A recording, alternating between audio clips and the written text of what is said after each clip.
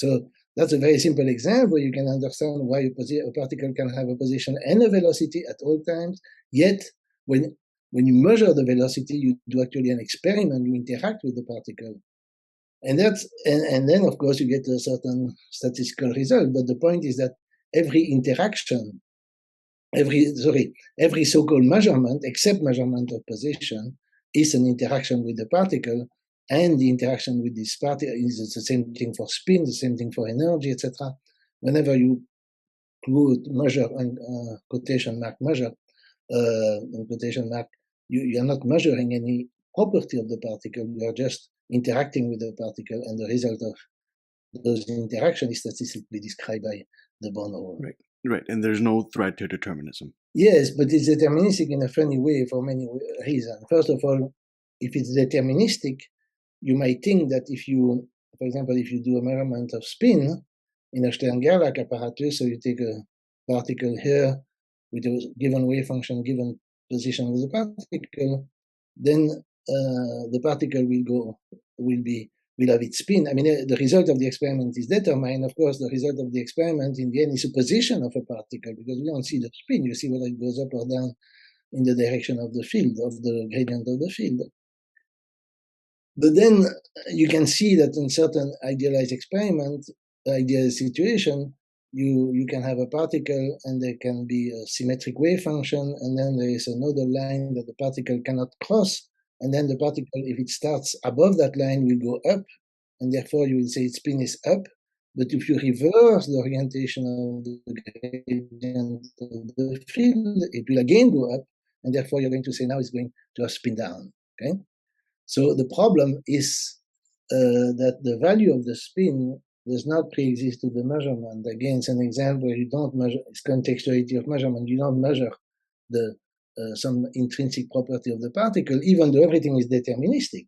But in order to know what the result will be, you have to tell how you orient your measuring device. So the details of the measuring device matter in order to get the result. So those properties are not real properties of the particle, even though the theory is deterministic.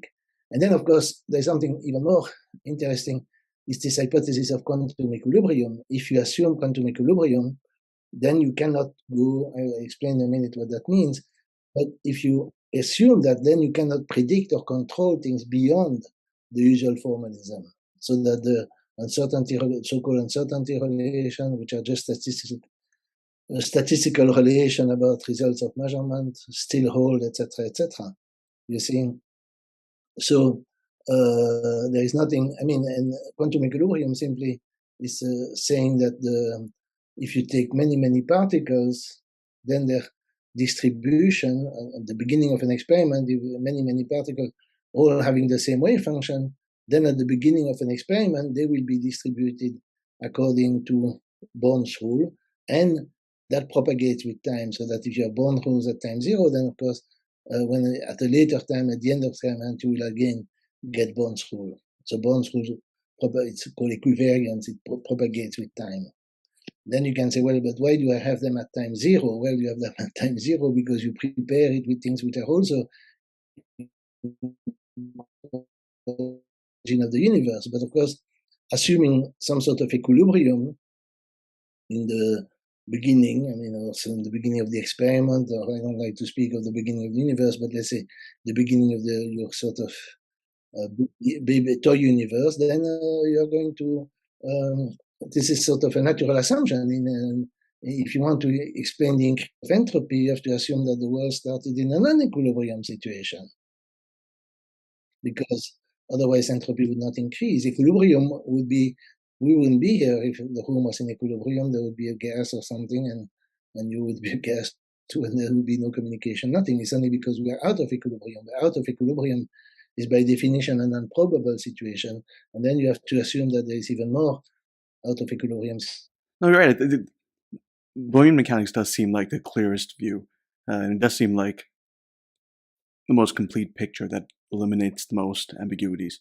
But I don't know any other. Give me I mean, I'm sorry, because once you understand it, it's so natural that it's difficult to think of any other, because then you just say, oh, gee, after all, quantum mechanics is just a mechanics. It's just another mechanics. It's just classical mechanics with different trajectories, but there is nothing metaphysically new. There are no questions that you cannot answer. There's nothing. Well, the thing which is metaphysically new is non-locality, but non-locality could be taken as a defect, but of course, because of Bell now, it's a quality because it shows that it has a property that the world has, not just quantum formalism. So it seemed to me, and then you explain also the measurements, what the measurements are not measurements. So you actually vindicate what Bohr was saying, that you don't measure properties, you interact with the system.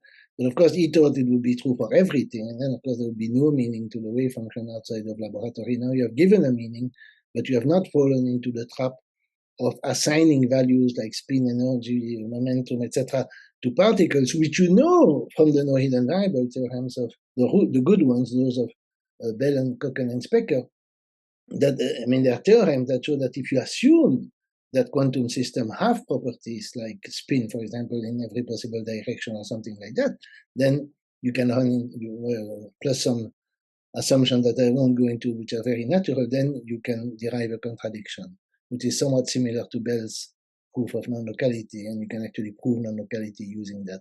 But that shows that Bohm is very natural because it just does not assign these properties which are forbidden by the no-hidden variable theorem. So that's a good thing. And then you have the quantum equilibrium that explains why you can't go beyond ordinary quantum mechanics. So in a sense, Bohm, you can say Bohm tells the ordinary physicist, don't worry, everything is fine, just do your work as before, work with the wave function, the operator and everything, just don't bother.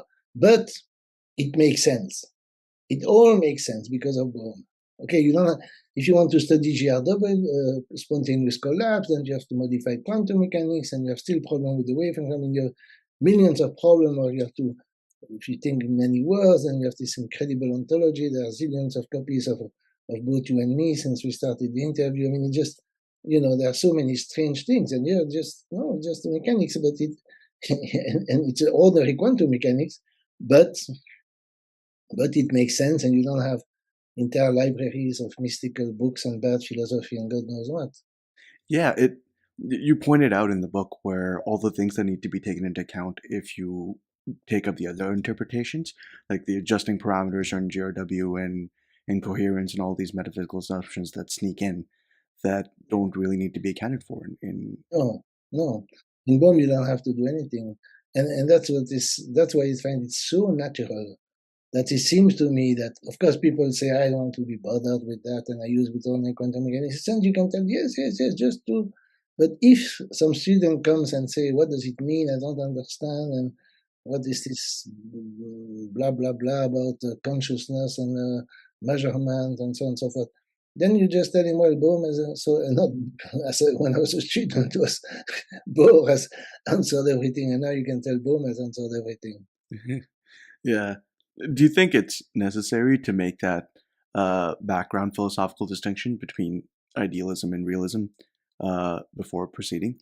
I know you point that out in the book, but Yeah. That's just because I don't think idealism makes sense. That's a bit different. The problem is I don't understand what it means to be a physicist, to be a scientist, and not to be a realist. Of course, you can discuss about reality of laws and whether time flows, and there are subtle, philosophical, scientific questions. But obviously, if you study physics, you want to study the world, and you assume that there is a world and it has properties, and you want to know these properties. Biology. But I don't think there are many idealists in biology or in chemistry. Just the idealism sneaks in physics because of quantum mechanics, and then also maybe because people are bothered by the sort of abstract, the fact, what does force mean, and does the Hamiltonian guide the particle? People have been bothered by this question ever since Newton, and then they try to find idealistic solution, saying, "Oh, no, it's not in the world; it's all in our heads, all in our head." I don't think it makes sense, because if it's in our head, then why do you bother with experiments and so on? It just doesn't make sense to me.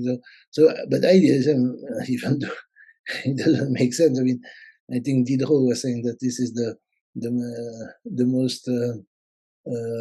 most foolish philosophy, the most difficult to combat. Right. That is true. Like even in say biology or cognitive science, where you would think that these things would sneak in more, um, people don't really take an idealist viewpoint. They take a mechanistic viewpoint. Like you want to understand some qualia and come up with a mechanism that's perfectly natural and that assumes a perfectly natural world. That's fine, but I don't know why in quantum mechanics specifically people tend to go that route sometimes. Oh, because of the role of measurements.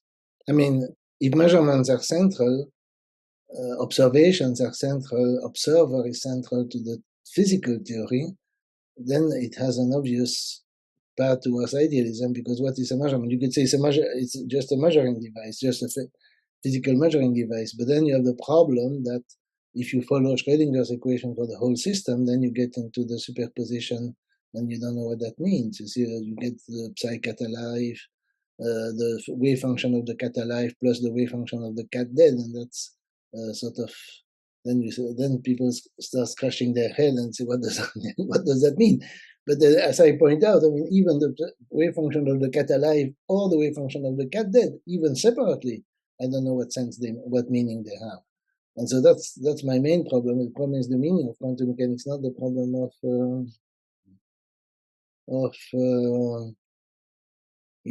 just the problem of the measurement.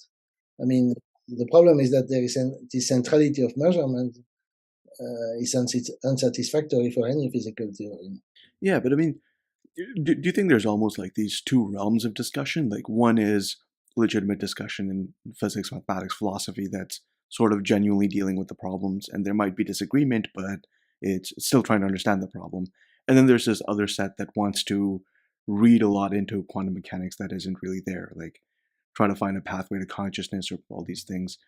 Uh, they're both might be wrong in an ideal sense, but I feel like they're different in approach.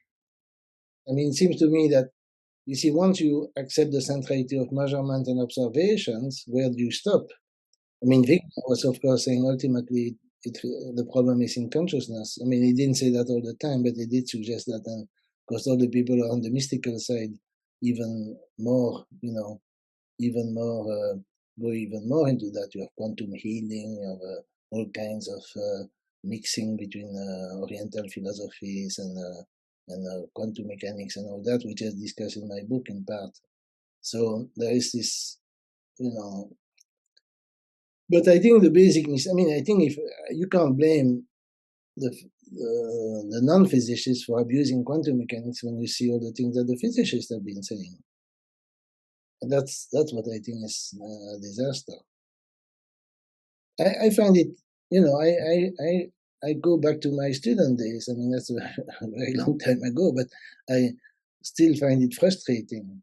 You see, and of course, I was teaching quantum mechanics, but then I was asking the students when I was in university, saying, "Do you understand something to the whole business?" And then, of course, they was, "We want to pass the exam. We want to know how to compute the probability of the spin in that direction, if it is in that direction to start." I mean, they just wanted to shut up and calculate. They didn't want to worry about these things. I mean, not all of them, but I guess it's a very natural reaction. I would understand that reaction completely, but I found that very, very, very disappointing from the physics community, that they don't seem to care about the meaning of their most fundamental theory.